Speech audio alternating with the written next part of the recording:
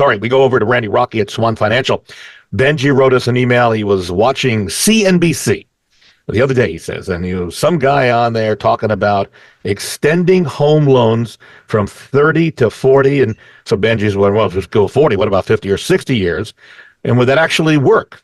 Could that actually save people money? I know we're carrying out the financing more, Randy, but what are your thoughts on that? Well, we do 40-year loans. We haven't done one because they usually run about a quarter to 3/8 of a point higher.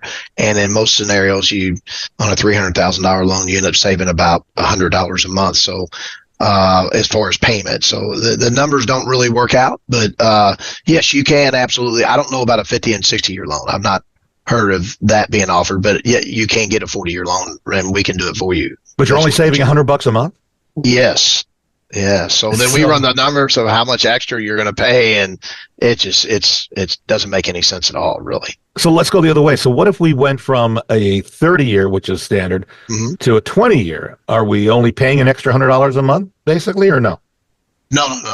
So again, you go 30 to 40. So if you go 30 to 20, I understand your question. Yeah, you're paying a substantial more. Really where you get your break on interest rate. You don't get a lot of break on 20 is when you go from a 30-year to a 15-year rate. There's about a half a point difference, and we sell a lot of 15-year rates.